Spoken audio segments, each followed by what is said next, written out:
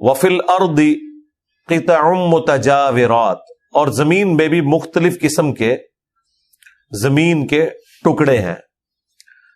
یہ آپ کو منظر پہاڑوں پہ بھی دیکھنے سے نظر آ جائے گا کہ پہاڑوں کے اوپر بھی لوگوں نے جہاں پہ فصلیں اگائی ہوتی ہیں تو پہاڑوں کے اوپر مختلف انہوں نے اس کی کٹنگز بنائی ہوتی ہیں. بعض اوقات نیچرل کٹنگز بھی ہوتی ہیں کہ میدان آیا اس کے بعد پھر پہاڑ شروع ہو گیا، پھر میدان آیا پھر پہاڑ شروع ہو گیا.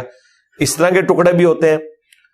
سمندروں میں بھی، جزیروں کی فارم میں بھی ٹکڑے ہوتے ہیں، دریاؤں کے اندر بھی ہوتے ہیں. اور اب تو یہ سائنس کی برکت سے جو آپ خلا سے ایریل ویو دیکھتے ہیں زمین کا، اس میں تو بڑے بڑے براعظم بھی آپ کو مختلف ٹکڑے نظر آ رہے ہیں، کہیں سے جڑے ہوئے ہیں کہیں سے الگ ہیں.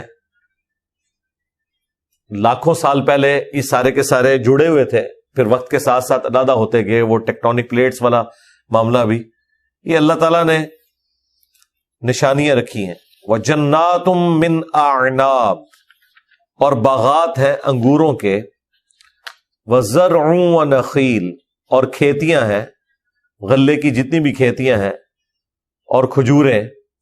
سنوان وغیر سنوان، کچھ ایک تنے سے پھوٹی ہوتی ہیں اور کچھ الگ الگ تنوں سے. یسقا بماء واحد، پانی سب کو ایک ہی لگایا جاتا ہے. کیا کانٹے کی بات ہے. فروٹ مختلف ہیں، انگور بھی اسی زمین سے اگ رہا ہے، انار بھی اسی سے اگ رہا ہے، کھجور بھی. آپ دیکھیں وہ پورا خشک تن ہے، اینڈ پہ جا کے اوپر کھجوریں لگی ہوئی ہیں، اور وہ بھی کس طرح مینیجبل فارم میں لگی ہوئی ہیں. وہ اتنی خوبصورت انداز پہ لگی ہوئی ہیں کہ اگر وہ توڑ کے الگ کی جائے تو ان کو اپنی جگہ پہ لگانے کے لیے کتنی ایفرٹ چاہیے، اور اتنی بلندی کے اوپر پانی ان کو اوپر پہنچ رہا ہے بغیر موٹر لگائے. وہ اللہ تعالیٰ نے نیچرل سسٹم رکھ دیا ہے. اور اللہ تعالیٰ کہہ رہے ہیں کھیتیوں پہ بھی غور کرو اور فروٹ کے اوپر بھی. ان میں کتنا فرق ہے. کھیتی پوری کی پوری کاٹ لی جاتی ہے، زمین بالکل فارغ ہو جاتی ہے، آپ نئی چیز اگاتے ہیں. فروٹ کے کیس میں یہ نہیں ہوتا. فروٹ میں درخت اپنی جگہ رہتا ہے، فروٹ اتار لیتے ہیں آپ، پھر کچھ عرصے بعد دوبارہ فروٹ لگ جاتا ہے اس پہ. تو یہ اللہ تعالیٰ نے قدرت کی نشانیاں رکھی ہیں. اور بعض ایک تنے کے اوپر ہوتے ہیں، بعض الگ الگ تنوں کے اوپر ہوتے ہیں. اب کھجور کے کیس میں آپ دیکھیں ہر ایک چیز آپ کو کمبائنڈ فارم میں ایک جگہ نظر آئے گی، لیکن اگر آپ کنو کو، مالٹے کو، سنگتروں کو، ان کو دیکھیں تو پورا درخت ہے، ہر ایک تنے کے اوپر الگ سے شاخیں ہیں. آم کا درخت ہے، علیحدہ سے شاخیں ہیں، اور ہر ایک میں اپنا اپنا فروٹ لگا ہوا ہے. یہ اللہ تعالیٰ کی قدرت کی نشانی ہے جی. اور اللہ تعالیٰ فرما رہا ہے کہ یسقا بماء واحد، سب کو ایک ہی پانی سے سیراب کیا جاتا ہے. وَنُفَضِّلُ بَعْضَهَا عَلَى بَعْضٍ فِي الْأُكُلِ، جبکہ ہم نے فضیلت دے دی ہے بعض کو اپنے ٹیسٹ میں بعض چیزوں کے اوپر. یعنی ایک ہی پانی سے چیزیں اگ رہی ہیں، ٹیسٹ میں فرق بھی ہے اور ٹیسٹ میں فضیلت بھی دے دی ہے.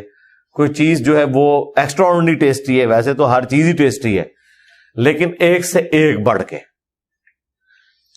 آپ آم کی اقسام ہی دیکھیں، اس کے ٹیسٹ کو آپ کمپیئر کرنا شروع کریں تو کتنا فرق ہے. پھر آم ورسز دوسرے فروٹ دیکھیں، ان کے ٹیسٹ میں فرق ہے. ایک ایک فروٹ کے اندر کتنی اقسام ہے، ان کے ٹیسٹ کے اندر بھی فرق ہے.